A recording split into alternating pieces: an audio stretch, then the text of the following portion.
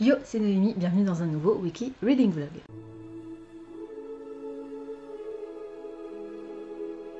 On est lundi, il est 14h45 et je vais ouvrir ce nouveau vlog en vous disant ce que j'ai lu à la fin de la semaine dernière et puis ce que je vais lire cette semaine.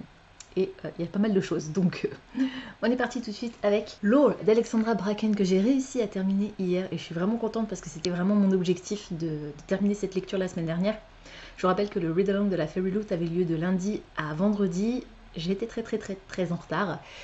Je l'ai fini hier très tard, il était minuit quasiment quand je l'ai terminé. On est sur une histoire de fantasy avec de la mythologie. Ça se passe à New York de nos jours. On a Zeus qui, il y a très longtemps, a puni 9 dieux pour une rébellion qu'ils avaient fomentée contre lui en les renvoyant sur Terre sous forme de mortels. Depuis, tous les 7 ans, se tient ce qu'on appelle des Aegon. C'est une compétition, enfin pas vraiment, c'est plus une traque, une chasse, qui oppose ces fameux dieux et les descendants de héros type Achille, Hercule, Persée, Thésée, etc. Les descendants des héros pourchassent les dieux afin de les tuer pour récupérer leur pouvoir et leur immortalité. Alors je vous dis qu'ils les tuent, ensuite je vous dis qu'ils sont immortels, je vous explique. L'Aegon, ça dure 7 jours. Pendant ces 7 jours, les dieux deviennent mortels. Et ensuite, à la fin de ces 7 jours, ils sont de nouveau immortels pendant 7 ans. On va faire la connaissance de Lorraine, c'est pas son vrai nom, mais je ne vais pas rentrer trop dans les détails, qui, il y a 7 ans, à la fin de l'Aegon précédent, a vu toute sa famille, donc ses parents et ses 2 petites sœurs, être massacrés.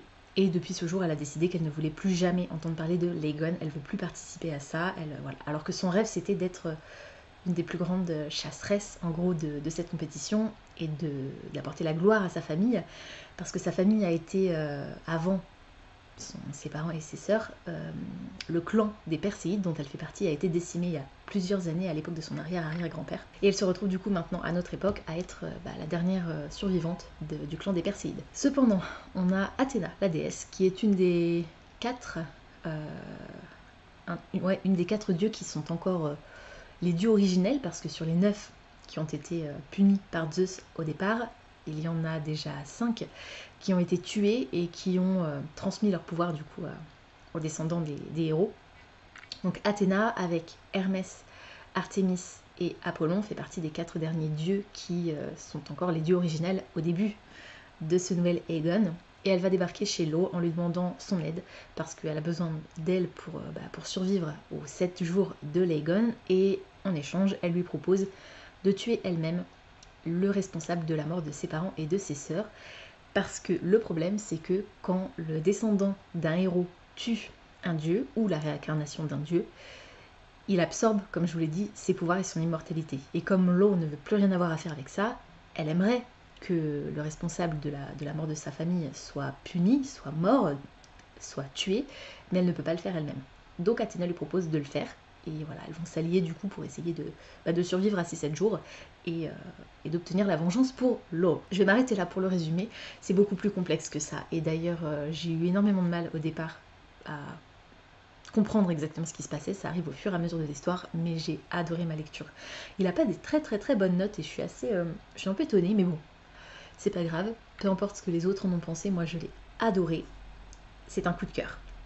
Je lui ai mis des 10 partout dans Copile, donc il a 10, je lui ai mis 20 sur 20 sur le verdict, 5 étoiles sur Goodreads, c'était vraiment fantastique, j'ai mis plein de post-it, c'était génial, voilà, je vous en reparlerai un peu plus longuement dans mon update lecture du mois de mars, mais sachez que c'était vraiment fantastique. Mon objectif pour cette semaine, c'est de commencer et de terminer Le Royaume assassiné d'Alexandra Christo, que je vais lire en lecture commune avec Sandra. Alors j'ai créé un Discord si ça vous intéresse de découvrir mon avis au fur et à mesure de ma lecture, mais j'échangerai avec Sandra plutôt par MP sur Insta je crois, parce que Discord c'est pas tellement son truc, mais voilà, si jamais je vous donnerai quand même mon avis au fur et à mesure sur Discord. C'est une réécriture de La Petite Sirène, et j'en sais pas plus, mais j'ai très hâte de le lire. C'est un hardback des éditions de Saxus, voilà, il est magnifique. Les end pages sont illustrés, et l'ouvrage est lui-même illustré par endroits. Voilà, c'est écrit, pas forcément très gros, mais très aéré, et j'ai découpé la lecture en 7 jours, donc pour l'étaler sur toute la semaine. Je vais enlever ça, ça m'agace le bruit là. Je l'ai coupé en 7 parties pour l'étaler sur toute la semaine. On est à 70 à 80 pages par jour. Comme je vous l'ai dit, c'est écrit pas forcément gros, mais aéré, et puis c'est du français, donc ça devrait aller assez vite. Et je vais commencer ça là, tout de suite, dès que j'aurai fini de vous parler, je vais le commencer. Objectif numéro 2, si j'y arrive, finir Princess Bride, parce que je le traîne, et je voudrais vraiment terminer cette lecture.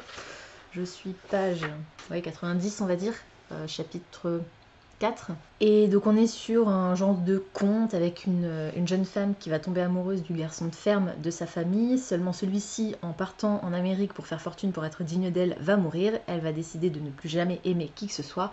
Et d'un commun accord, parce que ça l'arrange et en même temps c'est pas un mariage d'amour, donc elle s'en fiche, elle va épouser le prince du royaume dans lequel elle vit.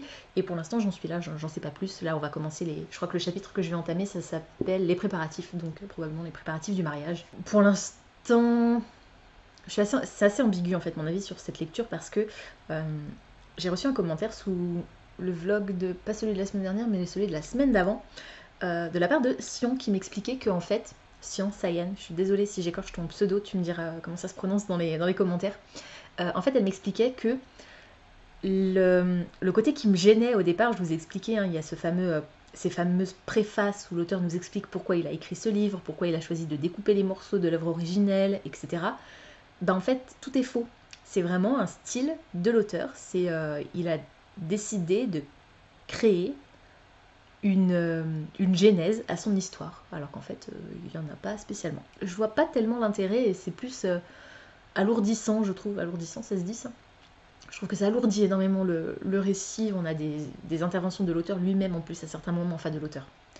De la personne qui est censée être l'auteur de l'œuvre originale, puisque je vous rappelle que Princess Bride est censée être une version raccourcie avec seulement les bons morceaux d'une œuvre plus complète.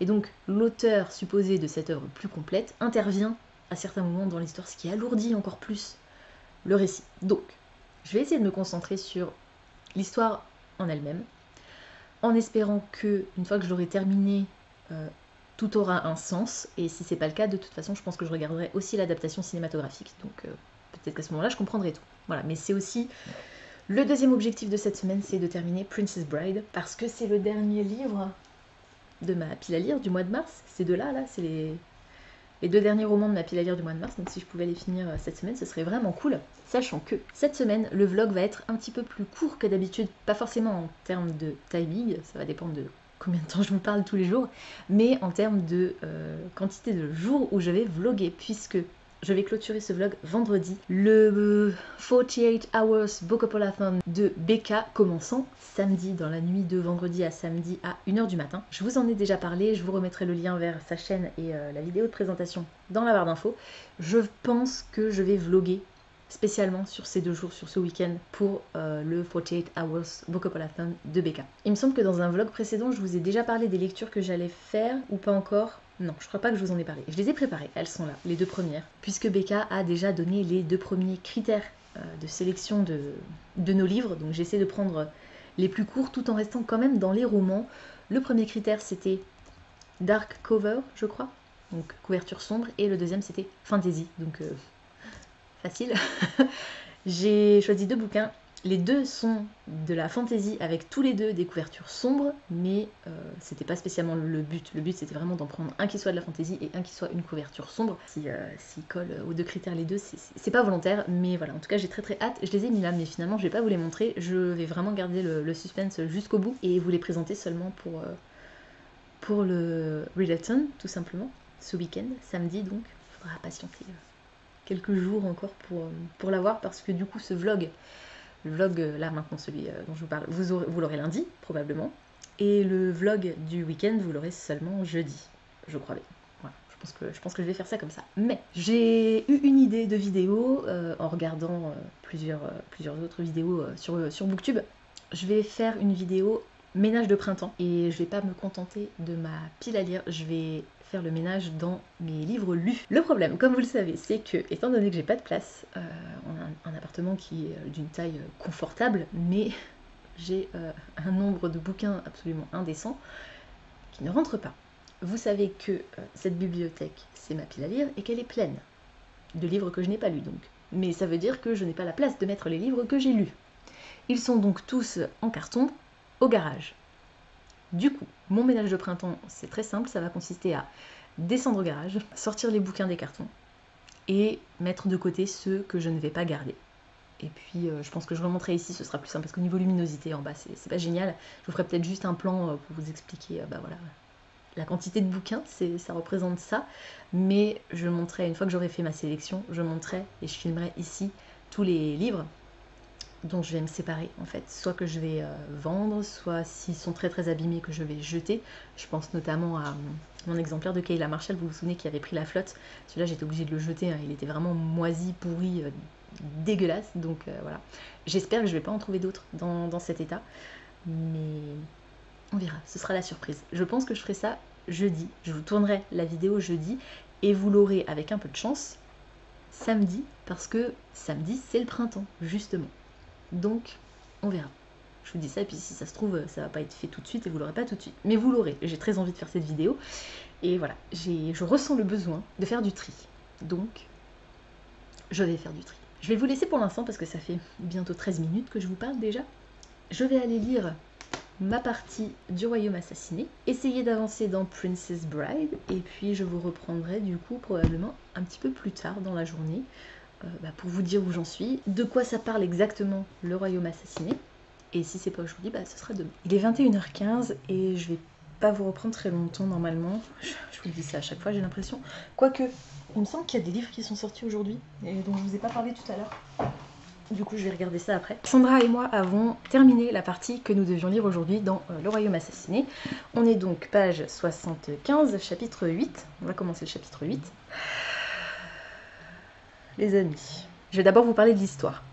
D'un côté, on a Lyra, qui est une sirène, qui est la fille de la reine des océans, la reine des mers, et qui est une sirène comme toutes les sirènes qui vivent dans les mers et dans les océans, mais c'est pas des gentilles sirènes, c'est des sirènes cruelles qui, à chacun de leurs anniversaires, doivent prendre le cœur d'un être humain. Et en gros, c'est ce rituel qui symbolise les années qui passent. Elles peuvent vivre jusqu'à plus de 100 ans, mais en gros, c'est un rituel. Tous les ans, au moment de leur anniversaire, elles doivent voler le cœur d'un être humain, littéralement. Hein. Elles vont arracher le cœur de cet être humain. C'est assez sanglant comme procédé. On y assiste vraiment. C'est pas non plus hyper détaillé, mais suffisamment détaillé pour que ça puisse être gênant. D'ailleurs, ce que j'adore chez les éditions de Saxus, c'est qu'au début du roman, ils mettent les trigger warnings. Avertissement de contenu, violence, langage grossier, description explicite de blessures. Vous êtes prévenus. Lyra, notre personnage féminin principal, va accompagner sa cousine qui fête son 15e anniversaire et à cette occasion, elle décide de l'aider dans sa tâche, de la faire approcher d'un bateau et de lui permettre de prendre le cœur d'une reine. La particularité de Lyra, c'est que depuis qu'elle est toute petite, donc jusqu'à ce que les sirènes soient en capacité de se déplacer elles-mêmes hors de l'eau, à la surface, et de tuer elles-mêmes leur proie, c'est leur mère qui se charge pour elles de récupérer les cœurs de leurs victimes. Et la mère de Lyra, qui est donc la reine des mers, a toujours pris des cœurs de princes. Et Lyra a toujours respecté cette tradition. En fait, tous les ans, elle vole le cœur d'un prince. Elle a décidé pour le 15e anniversaire de sa cousine de l'aider à voler le cœur d'une reine, pendant que elle se charge elle-même d'un prince. Sauf que son anniversaire n'est pas avant 2 semaines. Et je vous ai dit, c'était une tradition, mais c'est une tradition hyper importante et stricte, c'est-à-dire que c'est le seul moment où elle est censée voler un cœur. Là, c'est 2 semaines trop tôt, elle n'a pas le droit normalement de voler un cœur. Elle va malheureusement pas pouvoir s'en empêcher et voler le cœur de ce prince. Ça va entraîner la colère de sa mère, qui va lui voler le cœur qu'elle vient de récolter et qui va la punir en la forçant. Pour l'instant, j'en suis là, j'en sais pas plus. Je sais ce qui va se passer parce que j'ai relu un résumé dans une critique parce que j'avais besoin d'informations. Je vous dirai tout à l'heure pourquoi. Je sais ce qui va se passer, mais je ne vais pas rentrer trop dans les détails pour l'instant. Elle va punir sa fille en l'obligeant à voler le jour de son anniversaire le cœur d'un simple marin. De l'autre côté, on a, pour l'instant j'en suis là du côté d'Ira, de l'autre côté, on va rencontrer, je ne me souviens plus comment il s'appelle, Eliane, qui est le prince de Midas, qui est un prince peu orthodoxe parce que il est le fils d'un roi et d'une reine, mais il préfère la piraterie à la monarchie et il est constamment sur les mers pour traquer, chasser et tuer les sirènes et le Saint Graal, pour lui la proie, c'est cette fameuse dévoreuse de princes. Donc il va partir à sa recherche, puisque le prince et la reine qui ont été tués par Lyra et sa cousine au début de l'histoire étaient la reine et le prince d'un royaume voisin du leur, enfin du sien, avec qui ils avaient de très bons contacts en fait.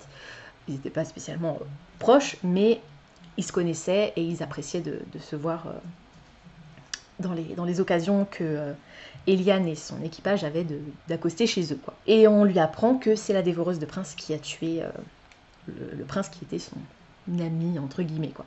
Donc, il décide de partir à sa recherche, et surtout, on a un personnage qui débarque un soir dans la taverne où il est avec son équipage et qui lui raconte que il existe un artefact qui peut détruire totalement les peuples de la mer, les sirènes, la reine des mers, etc. Et donc, vraisemblablement, il va partir en quête de cet artefact. Pour l'instant, j'en suis là. L'histoire a l'air sympa. Je suis assez hypée, je trouve ça vraiment, vraiment assez sombre. Le personnage principal, qui est donc Lyra, et même Eliane, je trouve que c'est pas forcément un personnage vraiment gentil, même si, bon, c'est quand même un prince. Il pourrait passer pour un héros. Mais Lyra, c'est carrément le anti-héros, quoi. La anti-héros. Héroïne. Elle est mauvaise, elle est méchante, elle est cruelle. C'est un monstre, et j'adore ce point de vue. J'adore avoir son point de vue. Le problème, c'est que, au-delà de ça, je trouve que les personnages, déjà, ils sont un peu, pas agaçants, mais pour l'instant, je m'attache pas spécialement à eux. Je trouve qu'ils ont certaines réflexions. Bon, déjà, c'est difficile de s'attacher à Lyra, étant donné son comportement, mais c'est ce qu'elle est. Elle est cruelle. Pour l'instant, voilà, il n'y a pas... C'est tout, elle est juste comme ça, elle est cruelle. Et d'ailleurs, ça se ressent quand on lit ce qu'elle pense, etc. C'est, voilà, elle est telle qu'elle. Ce qui fait que je l'aime beaucoup. Mais Eliane, je sais pas, il a des réflexions un peu... J'en sais rien. Pour l'instant, c'est pas un personnage auquel je suis particulièrement attachée. Mon gros problème avec ce roman, et Sandra a le même problème que moi, on est d'accord toutes les deux là-dessus, c'est que, pardonnez-moi, mais la traduction est à chier. Mais alors, à un point, waouh! Rien qu'à la fin du chapitre 1, du premier chapitre, hein, je me suis dit tout de suite, mais c'est pas possible, je vais jamais y arriver. Alors, vous allez me dire, oui, enfin t'exagères, c'est peut-être pas la traduction. Si, j'ai vérifié. J'ai la version numérique de la version originale, donc le texte écrit par Alexandra Christo. J'ai pu vérifier tous les points qui nous avaient posé problème avec Sandra, c'est-à-dire la concordance des temps qui est absolument inexistante, les dialogues qui sont coupés au mauvais endroit, c'est-à-dire que dans cette version française, on a un petit tiré et un dialogue. En dessous, on a de nouveau un petit tiré et un autre dialogue, sauf que c'est la même personne qui parle, donc il ne devrait pas y avoir de passage à la ligne, ça devrait être toujours sur la même ligne. Pareil, c'est une erreur aussi de la traduction, puisque dans la version originale, il n'y a pas ce problème, tout comme la concordance des temps, il n'y a pas de problème de concordance des temps dans la VO. Et pareil pour les phrases qui sont grammaticalement incorrectes dans cet ouvrage, ce n'est pas le cas non plus dans la VO. Le traducteur s'est compliqué la vie, je sais pas, il a peut-être voulu se donner un style un peu plus pompeux que l'écriture simple et fluide d'Alexandra Christo, j'en sais rien. C'est mauvais les gars. Et c'est terrible parce que ça me fend le cœur. J'ai envie d'apprécier ce roman, j'ai envie d'apprécier cette histoire. Et je me dis, je vais lui mettre combien à ce livre? Imaginez, je lui mets 12, je sais pas. Hein. Imaginez, je lui mets 12, mais parce que ça aurait été tellement fastidieux à lire. Si je l'avais lu en VO, je lui aurais mis quoi? 17, 18 peut-être? Je suis au chapitre 6, hein. 6 ou 8, je sais plus ce que je vous ai dit, 8. Donc je sais pas encore quelle note je vais lui mettre. C'est juste pour vous donner un exemple. Le problème, c'est que voilà, c'est imbuvable, vraiment. C'est terrible. Donc voilà. Je vais essayer de passer outre, puisque maintenant je le sais, j'ai vérifié, je le sais, que c'est pas l'écriture d'Alexandra Christo qui pose problème, c'est la traduction. Et je suis tellement déçue, parce que, comme je vous l'ai dit, j'ai envie d'aimer ce livre, et puis surtout, de Saxus, les gars. J'ai adoré Le Prieuré et l'Oranger.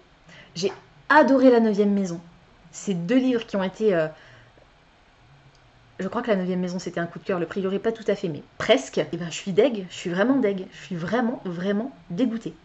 Alors je vais essayer de regarder un peu plus le traducteur, me renseigner un peu plus sur lui, qu'est-ce qu'il a traduit d'autre. Déjà, je vais commencer par regarder si c'est lui qui a fait aussi la traduction du Prieuré et de la 9e maison. Ça m'étonnerait. Je suis triste, je suis très très triste. Je vous en reparlerai plus longuement demain, après-demain, enfin tout au long de la semaine pour vous dire un petit peu ce que je pense de l'histoire. Pour l'instant, on est vraiment sur les bases, donc il n'y a pas grand-chose à dire. Mais voilà, je vais essayer de ne pas revenir trop souvent sur ce côté style qui est absolument abominable, et je pèse mes mots. J'ai envoyé un petit message à Tatiana. Je vous mettrai dans la barre d'infos le lien vers son Bookstagram, qui est idée à lire en fait sur Bookstagram, qui est une bookstagrammeuse forcément, qui habite à Strasbourg, donc juste à côté de chez moi, que j'ai eu la chance de rencontrer à la dédicace de Samantha Shannon pour le Prieuré de l'Oranger d'ailleurs, à la librairie Kléber à Strasbourg, et avec qui j'échange parfois. Et là, je lui ai envoyé un message parce que je savais qu'elle avait lu en VO, pour savoir si elle avait eu un problème à la lecture, et en lui disant que ben voilà, nous on était un peu deck parce qu'on comprenait pas en fait.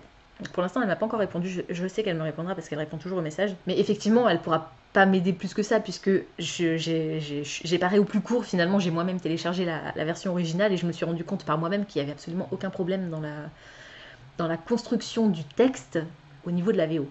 Donc c'est bien un problème de traduction. Et c'est terrible. C'est vraiment terrible. Et le problème, l'autre gros problème, c'est que j'ai regardé les critiques. Pour l'instant, sur Livre Addict, j'ai pas spécialement regardé trop sur Goodreads, mais à aucun moment, personne n'en parle du fait que c'est très mal écrit. Alors, est-ce que tous les avis les avis positifs viennent du fait que toutes les personnes qui l'ont critiqué l'ont lu en VO? Peut-être.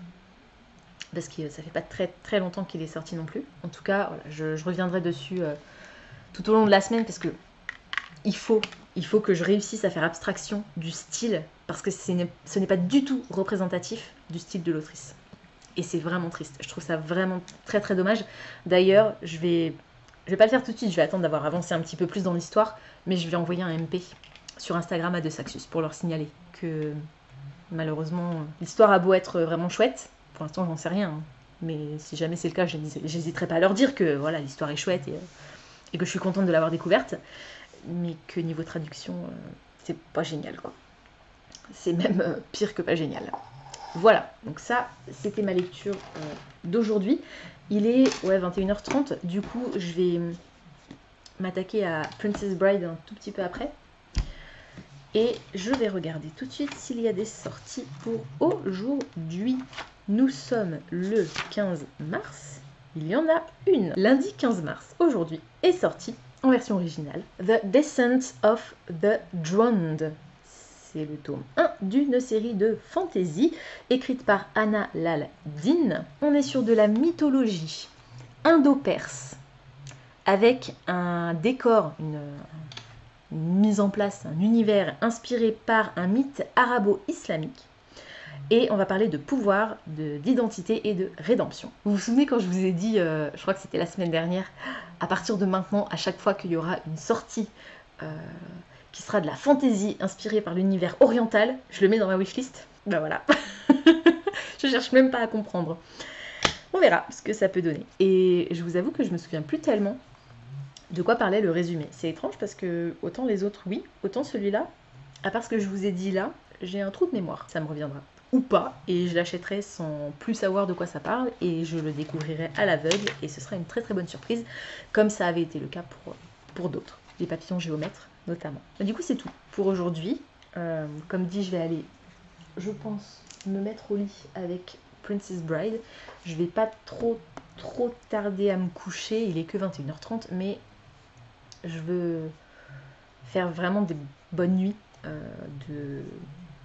de sommeil en prévision de ce week-end qui, si tout se passe comme prévu, devrait être court. Bon, cette fois-ci je vous laisse, je recommence comme d'habitude, je vous dis que je vous laisse, et puis je rajoute un truc, et puis je rajoute un truc, et puis après je parle pendant 16 minutes. Voilà.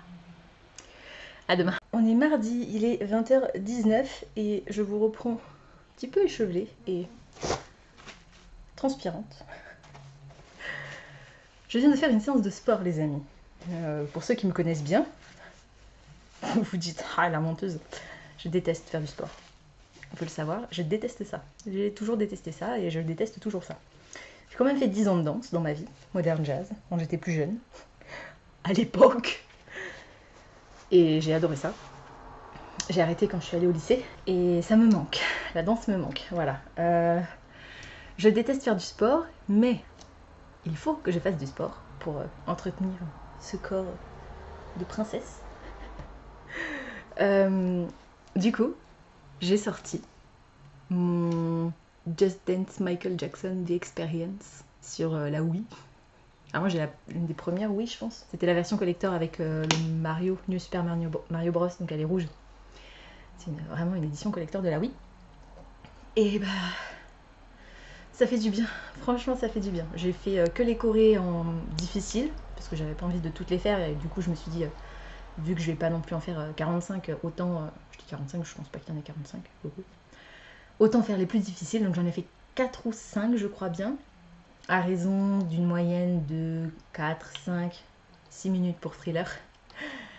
Et ben, c'est plutôt pas mal, et j'ai transpiré les amis, j'ai chaud. Mais ça fait du bien. Je vais boire un petit coup du coup. Parlons lecture un petit peu. Je n'ai pas avancé dans Le Royaume Assassiné, en tout cas pas encore. Mais quand je serai sortie de la douche, ce sera ma priorité bien sûr, puisque je vous rappelle que je suis en lecture commune avec Sandra, qui elle a lu sa partie ce matin. Elle a été réveillée avant le réveil, elle en a profité pour lire. J'ai aussi été réveillée avant mon réveil, 40 minutes avant mon réveil pour être précise, à cause d'un de Piaf, qui avait décidé de ululer sous ma fenêtre. Alors je dis ululer parce que je vous assure que j'aurais presque cru que c'était une chouette. Ça faisait vraiment comme des ululements de chouette. Ça m'étonnerait qu'on ait une chouette dans le coin, donc je pense pas que c'était une chouette. Mais c'était très similaire comme cri d'oiseau.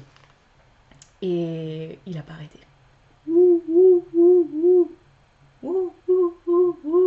Pendant 40 minutes. Jusqu'à ce qu'enfin le réveil sonne. En plus, je me suis couchée tard, contrairement à ce que je vous avais dit hier, que j'allais essayer de me coucher pas trop tard dans les jours à venir, en prévision de ce week-end. Bah, finalement, je me suis couchée, il était plus de minuit. Bref, j'ai pas avancé dans Le Royaume Assassiné, et du coup, bah, je vais le ranger pour l'instant. J'ai pas grand-chose de plus à vous en dire que ce que je vous ai dit hier. J'ai fait quelques recherches sur le traducteur, qui s'appelle Emmanuel Petit, je sais pas si ça se prononce comme ça, qui, en fait, est traducteur de manga à la base. Donc, je peux comprendre que la traduction d'un texte en anglais et d'un texte d'un roman, ce soit pas spécialement sa spécialité, justement. Dans ces cas-là, on laisse faire quelqu'un d'autre. J'ai pas encore envoyé de DM de Saxus, mais je le ferai à la fin de la semaine, je pense. Je vais déjà le terminer, le roman, et puis on verra après. Hier soir, après vous avoir quitté, j'ai continué Princess Bride et je me suis retrouvée embarquée dans un chapitre interminable. Oh, il était loin ce mot-là. Infinissable, j'allais dire non, interminable. Du coup, je suis en plein milieu d'un chapitre. Je suis page 130, chapitre... Tout ça, c'est chapitre 5 et il reste encore tout ça avant le chapitre 6. Parce qu'en fait, dans ce chapitre, donc, notre princesse vient de se faire kidnapper par 3 brigands et on assiste à la poursuite de nos 3 brigands par un homme en noir qui est masqué. Et en fait, au fur et à mesure de la poursuite, un des 3 brigands est laissé en arrière pour combattre et tuer l'homme en noir. Et on assiste à un flashback du passé de notre brigand en cause. Le premier, c'est le fameux Inigo Montoya, fils de forgeron. Forgeron, créateur d'épée, peu importe, qui du coup, on nous explique un peu son passé.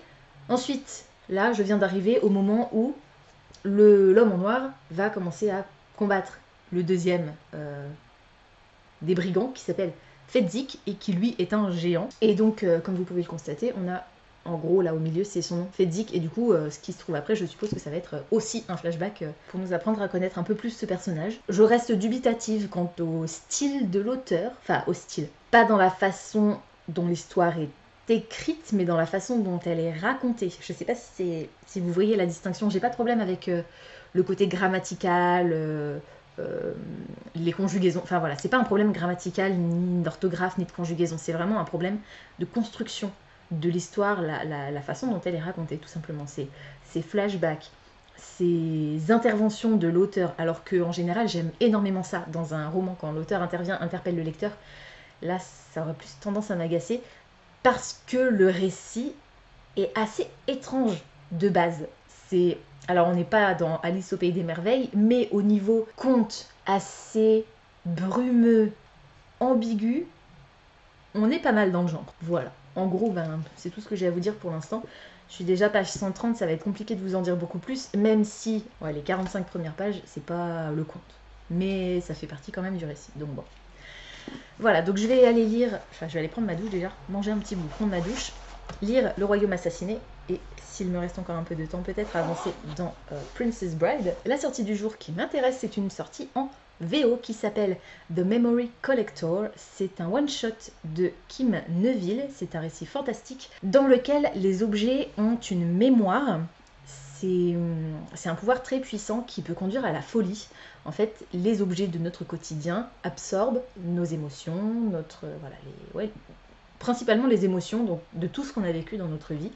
Et on a deux personnages, l'une qui est un genre de antiquaire de ces objets et l'autre qui est collectionneuse de ces objets. Et elles vont s'allier parce que la collection de notre second personnage commence à devenir dangereuse puisque le pouvoir contenu dans ces objets du quotidien commence à déborder et à mettre en péril carrément la maison dans laquelle elle vit, qui est une maison avec plusieurs logements, donc les voisins commencent à se plaindre et voilà, elles vont essayer de s'allier pour faire en sorte que ça ne tourne pas au désastre et surtout que ni l'une ni l'autre ne sombre dans la folie, puisque comme je l'ai dit, les pouvoirs de ces objets sont vraiment très très puissants. C'est tout pour aujourd'hui. Finalement, j'ai été relativement rapide par rapport aux autres jours. Et bah du coup, je vous retrouverai demain pour la suite de ce vlog. On est mercredi et il est 18h29. Je viens juste de rentrer du travail. Je vais commencer par vous donner la sortie du jour qui m'intéresse. Ça va aller très très vite. C'est un manga jeunesse qui s'appelle #CookingKarine. C'est un tome 1 de Mikayo Nakae. C'est un shoujo avec une jeune fille qui est au collège et qui va participer à un concours de cuisine. Qui dit shoujo dit romance techniquement. L'âge du personnage principal me fait un petit peu peur dans le sens où vous savez que moi tout ce qui se passe à l'école c'est pas trop mon truc. Là en plus c'est une collégienne, c'est même pas une lycéenne. Donc au niveau de la romance à mon avis ce sera vraiment très très très très light. Écoutez, on verra. Je l'ai noté. Je pense pas que j'achèterai. Je pense que j'essaierai de l'emprunter à la médiathèque si jamais l'une des médiathèques du réseau des médiathèques de Strasbourg l'achète. Je vais vous parler rapidement de To Kill a Kingdom, donc Le Royaume assassiné, d'Alexandra Christo, puisque hier soir, j'ai réussi à terminer la partie que j'étais censée lire hier, donc avec Sandra. On est maintenant page 139, chapitre 15, et on a une sublime illustration sur la page de gauche. Voilà, très très joli. Et ce que j'aime énormément, c'est ce que je disais à Sandra, en fait on a des en-têtes de chapitres, quand c'est Lyra, donc la sirène qui parle, on a des tentacules, et quand c'est Eliane, donc le prince qui parle, on a des symboles nautiques, soit une boussole, soit une barre, un gouvernail, voilà, ce genre de choses. Donc je trouve ça sympa, original. J'ai plus aimé la partie d'hier que la partie de lundi. Ça me paraît normal. La partie de lundi, c'était vraiment la mise en place de l'histoire, l'introduction des personnages.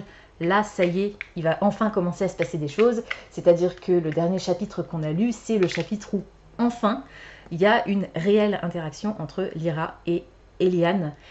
La mère de Lyra, je vous rappelle, c'est la reine des mers. Elle a puni sa fille pour avoir tenté. Donc on a eu une scène un petit peu d'action. Déjà, il y a déjà eu une scène entre Lyra et Eliane, puisque Lyra a décidé qu'elle allait voler son cœur à lui. Je vous rappelle que Eliane est un prince, mais c'est un prince pirate qui tue les sorcières. Donc elle se dit, ma mère m'a puni en m'obligeant à voler le cœur d'un marin, mais si je prends son cœur à lui à la place, peut-être que ça compensera quoi. Donc elle décide d'aller voler son cœur et elle tombe sur une femme poisson, qui sont des créatures qui me font un peu penser aux sirènes du lac noir dans Harry Potter, physiquement. La façon dont elles sont décrites en tout cas. Si ce n'est qu'elles n'ont pas vraiment de chevelure comme les sirènes du lac noir, mais plus un genre de moignon, enfin peu importe. En tout cas, visuellement, elles me font penser à ça. Même si les sirènes du lac noir sont plus proches physiquement d'un corps de sirène que ces femmes poissons là. C'est pas très grave. Bref, elles sont moins évoluées, on va dire, les femmes poissons que les sirènes, telles que Lyra en est une. Et cette femme poisson a décidé de voler aussi le cœur du prince parce que les femmes poissons pensent que en mangeant le cœur des humains, elles vont pouvoir elles-mêmes devenir humaines. Et elle a jeté son dévolu sur Eliane. Donc elles se battent, le prince tombe à l'eau, et Lyra loin de lui sauver la vie, se contente de tuer la femme poisson pour qu'elle ne lui prenne pas sa proie, et se retrouve sur la plage, sur le point de lui voler son cœur, mais il y a tous les soldats qui arrivent, donc elle s'enfuit. Sa mère la prend et elle est furieuse parce que c'était peut-être le cœur de leur pire ennemi, on va dire, parce que je vous rappelle que Eliane, son objectif c'est de tuer toutes les sirènes, principalement la dévoreuse de princes qui est donc Lyra, et de tuer la reine des mers, donc sa mère. Alors c'est trop bizarre parce que la reine des mers, M-E-R-S, sa mère, M-E accent grave R-E. En anglais c'est plus simple, les deux mots ne sont pas les mêmes. En français, la consonance est la même, donc voilà. La reine, la mère de Lyra, décide de la punir parce qu'elle a désobéi tout simplement à l'ordre direct qu'elle lui avait donné en lui ordonnant de tuer un marin pour son 18e anniversaire et non pas un prince. Et elle la transforme en humaine. Elle lui donne des jambes, elle la métamorphose suffisamment pour que le prince ne la reconnaisse pas. C'est-à-dire que, il me semble vous avoir dit que Lyra a les cheveux rouges, mais genre rouge hyper flamboyant quoi. Là, on est plus sur du rouge très foncé qui tend vers le brun. Ses yeux sont bleus, alors que normalement elle a un œil de la couleur de l'océan peut-être, quelque chose comme ça, et le deuxième rouge de la couleur de ses cheveux. Et là donc elle a deux jambes au lieu de sa queue de sirène. Donc, et elle se retrouve sur le pont du bateau d'Eliane qui l'a repêché en pleine mer, et on assiste à leur première interaction au cours de laquelle Lyra gifle Eliane, tout simplement. Voilà, elle lui met une claque. Ça commence bien. Et pour l'instant je ne sais pas encore exactement comment Eliane va réagir, même si j'ai une petite idée, mais je sais pas comment ils vont communiquer parce qu'ils ne parlent pas la même langue. Est-ce que sa mère... Alors j'ai pas l'impression que sa mère l'ait rendue muette, d'après ce que j'ai compris, elle est quand même capable de parler, donc il y a ce côté-là qui n'est pas... qui ne correspond pas à l'histoire de la petite sirène de base. Voilà, j'en suis là, et donc ils vont partir en quête de la fameuse pierre, je crois, le joyau, qui permettrait à Eliane de détruire une bonne fois pour toutes la reine des mers, donc la maman de Lyra. C'est bizarre d'utiliser le terme maman en parlant d'elle parce qu'elle a rien de maternel. Voilà, bon bref, c'est pas grave. C'était cool la partie d'hier. Je vous l'ai dit, hein, je vais essayer de m'abstenir de revenir à chaque fois sur les problèmes de traduction, mais c'est catastrophique, c'est vraiment catastrophique. Aucune concordance des temps, grammaticalement des phrases qui ne sont pas correctes, qui sont, comme qui dirait, traduites mot pour mot grâce à Google, ou enfin je sais pas, c'est difficile. Pareil, toujours certains problèmes au niveau des dialogues, on passe d'une section de dialogue à l'autre, on change visuellement dans le livre on change de personnage alors qu'en fait c'est toujours le même personnage qui parle. C'est vraiment très très dérangeant pour la lecture. Je regrette beaucoup de ne pas l'avoir acheté en VO en fait au moment où il est sorti et où il m'intéressait déjà, parce que je l'aurais probablement pas acheté aussi en français, quoique peut-être que je l'aurais quand même acheté en français. En tout cas je trouve ça vraiment très très dommage. Que la traduction soit mauvaise à ce point. Il est pas trop tard, si je suis pas trop fatiguée, je pense pouvoir lire celui-ci et un petit bout peut-être de Princess Bride, parce que hier je l'ai pas repris du tout. Je commençais à m'endormir à la fin de ma partie du Royaume Assassiné, donc j'ai préféré dormir plutôt que tenter de reprendre la lecture de Princess Bride. Mais pour ce soir, ça devrait le faire, peut-être. Je vous dis, ça dépendra de mon état de fatigue. Bon allez, du coup je vous laisse et puis je vous retrouve demain pour la suite de ce vlog. On est jeudi, il est 17h48 et j'ai bien bossé cet après-midi. Alors j'ai bossé ce matin puisque vous savez que je travaille 3 heures le jeudi matin. Hier soir, j'ai lu ma partie du Royaume Assassiné. Je suis arrivée page 201, chapitre 19. On a encore une super illustration. Voilà. Les choses avancent, je vais plus pouvoir vous dire grand chose maintenant parce que voilà, les deux personnages principaux se sont retrouvés, vont partir en quête de cette fameuse pierre qui est censée pouvoir détruire la reine des mers, qui est donc la mère de Lyra. Voilà, c'est tout. Au niveau de l'intrigue, j'aime bien la tournure des événements. J'ai toujours ce problème avec la traduction qui est absolument abominable, mais bon, c'est comme ça, hein, je vais pas réécrire le bouquin, c'est juste dommage. Si j'avais su, je l'aurais lu en VO il y a longtemps. Voilà, donc ça c'était ma lecture pour hier soir, je vais m'y remettre là, je pense. Je vais essayer d'avancer sur ma partie. Je crois que Sandra n'a pas atteint la partie d'hier, du coup je vais voir où est-ce qu'elle en est quand elle se remettra à lire aujourd'hui, sachant qu'elle a pas trop de temps en plus aujourd'hui, il me semble. Donc c'est pas grave, je suis pas pressée, enfin je voudrais quand même le finir cette semaine parce que ce week-end il y a le 48 Hours Book Apolathon de BK, et puis la semaine prochaine je suis censée commencer une nouvelle lecture commune avec Diane cette fois-ci, donc le tome 2 du Faiseur de rêves de Laini Taylor, donc j'ai hâte. Voilà. Donc cet après-midi, j'ai fait pas mal de tri dans ma pile à lire, wishlist, etc. Virtuellement, donc, grâce à l'ordi. Et j'ai aussi préparé le Big Unhaul du ménage de printemps que je vous tournerai samedi et que je monterai probablement dans la foulée ou bien dimanche. Et du coup, vous l'aurez peut-être que la semaine prochaine finalement, parce qu'aujourd'hui, j'ai fouillé dans les cartons. J'ai un gros sac, je pense qu'il doit y avoir une 50aine de bouquins à peu près dont je souhaite me séparer, mais j'ai plus la force de tourner une vidéo maintenant, et puis en plus il est bientôt 18h donc la luminosité va baisser dangereusement. C'est pas la peine de commencer ça maintenant, je m'en occuperai samedi. Voilà, en tout cas ça m'a pris un bon moment pour faire le tri dans tout ça, mais j'espère que c'est une vidéo qui vous plaira, et puis de toute façon je vous réexpliquerai au moment de vous présenter la vidéo, mais vous pourrez cliquer sur le lien dans la barre d'infos qui est présent actuellement et qui sera aussi présent dans la vidéo Unhaul pour accéder à ma boutique Rakuten en fait. Et si certains des titres dont je me sépare vous intéressent, vous pouvez éventuellement les acheter à ce moment-là, à cet endroit-là. Je voulais vous parler d'autres choses aussi. J'ai pas regardé s'il y avait des sorties aujourd'hui. Hier, je crois qu'il n'y en avait pas.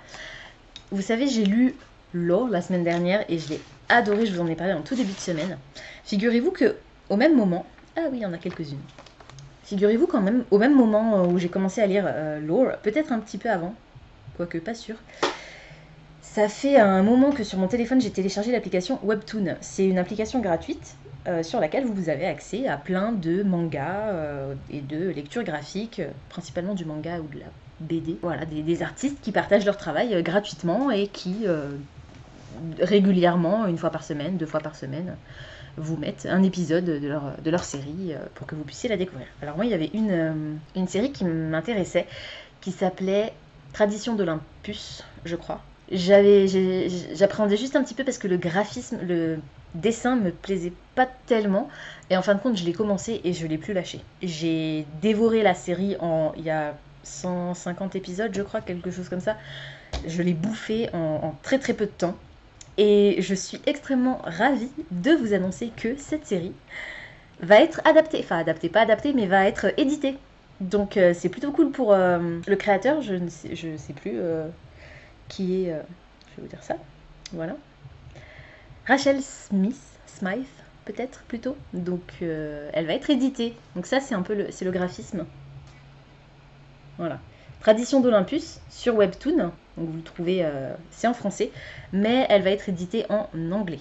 C'est de la romance, ça se passe c'est la relation entre Hadès et Perséphone dans la mythologie grecque. Voilà, une version romancée de la façon dont Perséphone s'est retrouvée reine des enfers. J'en suis pas encore là, d'ailleurs. Leur relation est tellement belle. Alors on aborde des sujets vraiment graves, on aborde la violence conjugale, on aborde le viol, le traumatisme. Voilà, il y a vraiment des sujets qui sont très graves, donc gros trigger warning. Mais sachez qu'au début de chaque épisode où on aborde ces sujets, l'autrice le note.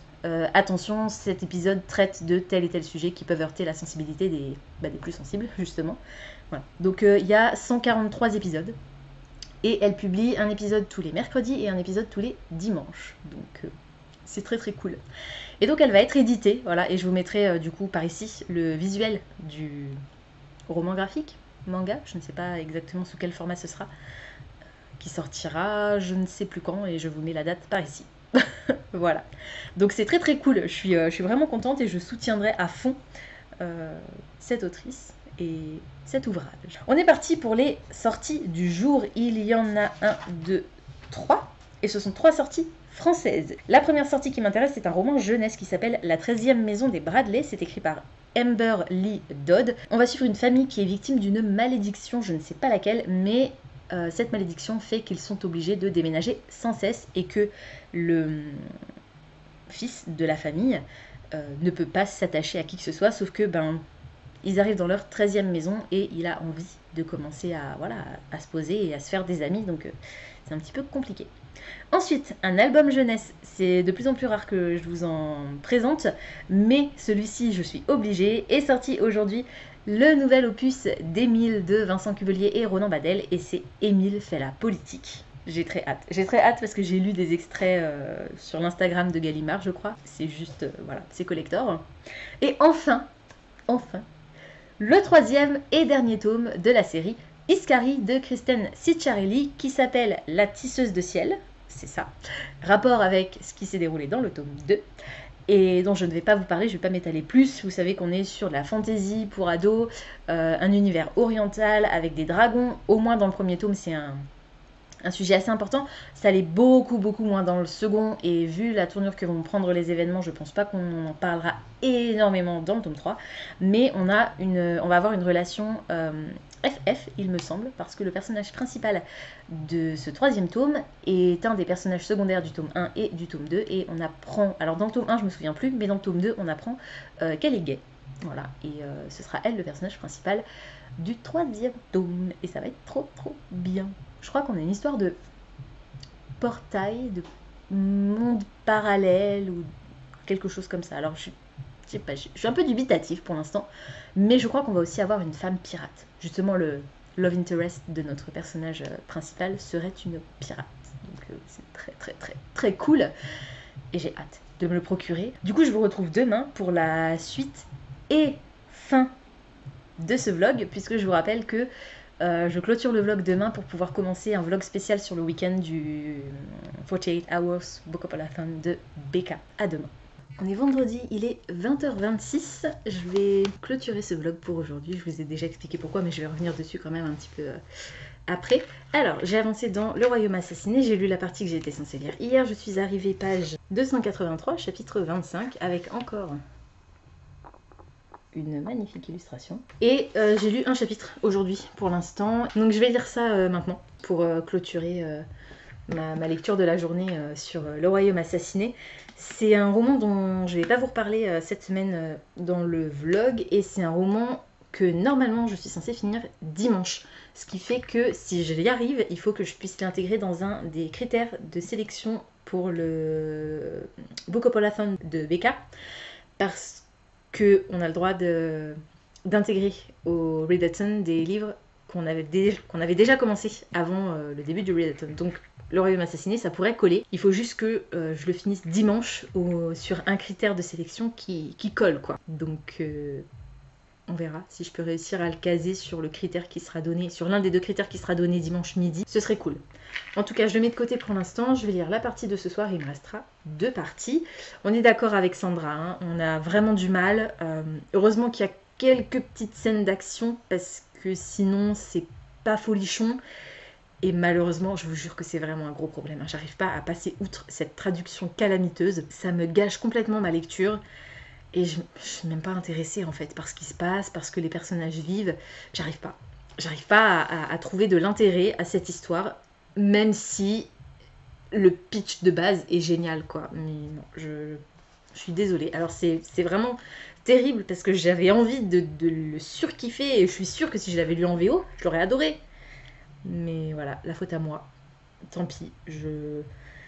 Un jour peut-être que je le reprendrai en VO. Mais pour l'instant, voilà, je vais le terminer. On verra la note que je lui mettrai. On verra. En tout cas, c'est pas folichon, quoi. Du coup, je vous reprends rapidement. Je vous donne les sorties du jour. Il y en a 4 qui m'intéressent, et c'est 4 sorties en français. La première, c'est Feuillet de cuivre de Fabien Clavel. C'est de la fantaisie. On est à Paris en 1872 et on a un enquêteur qui va mener l'enquête sur des meurtres de prostituées, des meurtres ésotériques. Ça me fait assez penser à Jack l'Éventreur, le côté ésotérique en moins. Mais voilà, l'ambiance 19e siècle, fin 19e siècle, ça peut être très cool. Donc voilà, et du même auteur est sorti, et là, alors je crois que c'est Feuillet de cuivre qui est une réédition, et celui-ci, donc du même auteur, Fabien Clavel, Les Héritiers. C'est aussi de la fantaisie, et là on est en 1889, donc même époque, mais on a une histoire de fae, on a un complot, on a une menace qui risque de dévoiler l'existence des fae aux êtres humains, et il faut surtout pas que ça arrive. Et je crois qu'on a un personnage principal qui n'est pas conscient qu'il est lui-même un fae, enfin qui fait partie de cette catégorie de gens. Donc voilà, ça a l'air sympa et les couvertures ont l'air sublimes. Est sorti aussi aujourd'hui Ce qui nous hante de Sacha Bazet. C'est du fantastique. On a ah oui, des artistes qui sont enfermés, ils sont en résidence, voilà, des artistes en résidence qui se sont retrouvés pour créer un opéra, et il est probable que la bâtisse dans laquelle ils se trouvent soit hantée, ou bien c'est les fantômes de leur passé qui viennent les hanter. J'ai un doute là-dessus, mais voilà, il y a cette question de hantise. Et le dernier, les amis, que je ne vais pas lire tout de suite puisque je n'ai pas encore lu le tome 2 qui est dans ma pile à lire, c'est L'Appel des Grands Corps. C'est le tome 3, le dernier tome de la trilogie Chevauche-Brume de Thibault Latil-Nicolas. Mon coup de cœur chouchou absolu de 2019. Donc, je vous conseille vraiment de découvrir cette histoire. Le tome 1 est disponible en poche en plus maintenant, donc voilà. Et j'ai très hâte de me plonger dans le tome 2. Je pense qu'il est probable que j'essaye de le caser vite, parce que j'ai trop envie de le lire. Et comme ça, je pourrais acheter le tome 3 et le lire vite aussi. Et en plus, ça me fera une série complétée. Mais l'écriture de l'auteur est tellement belle. Oh, j'ai hâte, j'ai très hâte. Voilà, et les prochaines sorties, ce sera pour mardi. Et ce sera de la VO, mais je ne vous en dis pas plus. Je vais lire Le Royaume Assassiné. Je vais préparer un petit peu mon readathon. Je vais clôturer ce vlog et puis je vous retrouve un petit peu plus tard dans la semaine du coup. Donc vous allez voir ce vlog lundi. On est vendredi aujourd'hui, donc vous verrez ce vlog lundi. Vous verrez le vlog de ce week-end, je pense, jeudi. Et je vous mettrai, à mon avis, samedi seulement, la vidéo du ménage de printemps. Parce que j'ai les livres qui sont sortis, mais j'ai pas encore filmé cette vidéo et je vais pas pouvoir le faire ce week-end, puisque ce week-end je veux vraiment me concentrer à fond sur le Bookopalathon, sachant que demain je travaille. Donc j'ai déjà toute la journée de 8h à 16h qui est prise par le boulot. Entre midi et 2, j'ai une heure de pause, donc je pourrais lire pour le readathon, mais je pourrais pas vlogger spécialement souvent. Donc voilà. On va voir ce que ça donne. Écoutez, c'est un format auquel je ne suis pas habituée.